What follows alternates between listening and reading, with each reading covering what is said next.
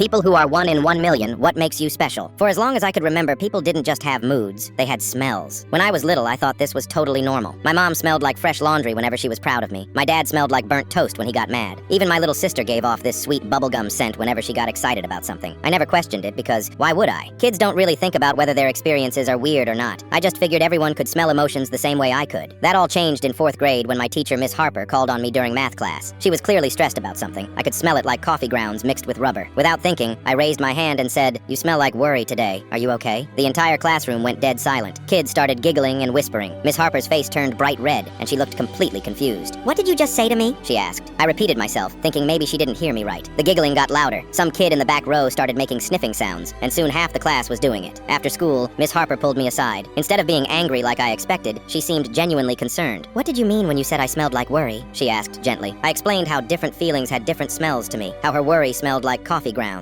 how my friend Jake always smelled like cinnamon when he was happy, how the principal smelled like vinegar whenever someone got sent to his office. Miss Harper's eyebrows shot up. She called my mom that same day. A week later, I was sitting in some therapist's office thinking I was in huge trouble. The lady was really nice though. Dr. Williams had me do all these weird tests and asked me tons of questions about how I experienced things. After a few sessions, she sat down with my parents and explained everything. She said I wasn't crazy or making things up. My brain just processed emotional cues differently than most people. Instead of just seeing facial expressions or hearing tone changes, my brain translated all that information into scent associations. "It's extremely rare," she told my mom, who had been crying because she thought something was seriously wrong with me. "Less than 1 in a million people have this kind of heightened emotional intuition." He's not literally smelling emotions, but his brain is incredibly good at picking up on subtle social and emotional signals. My mom cried even harder, but this time she seemed relieved. As I got older, I learned how to use this ability better. I could tell when my friends were lying before they even finished their sentences. I knew when someone was about to have a breakdown, even when they looked perfectly fine on the outside. In middle school, I helped prevent my classmate Emma from having a complete panic attack during a fire drill. She smelled like metal and ice. A combination I'd learned meant someone was about to lose it completely. I grabbed her hand and talked her through some breathing exercises my therapist had taught me. High school was when things got really intense. Crowded hallways gave me massive headaches because there were just too many emotional smells hitting me at once. I started wearing noise-canceling headphones and tried to keep my distance from groups of people when I could, but I didn't see it as a curse anymore. Not after what happened during my senior year. I was walking home from school when I passed this bridge over the highway. There was a man standing there, just staring down at the traffic below. Most people would have just walked past, but he smelled like cold iron, the scent I'd learned to associate with the deepest kind of sadness and hopelessness. I stopped walking. This smell was different from regular sadness. It was darker, more final. I'd only smelled it once before, right before my neighbor's dad took his own life. I walked over and sat down on the curb next to him. I didn't really know what to say, so I just said, "It's okay. I know it feels really heavy right now." The man looked down at me with tears in his eyes. "How could you possibly know that?" I couldn't exactly explain about the smell thing, so I just said, "Sometimes you can just tell when someone's carrying too much." He broke down completely, started sobbing right there on the sidewalk. We sat there for almost an hour while he told me about losing his job, his wife leaving him, feeling like he had nothing left.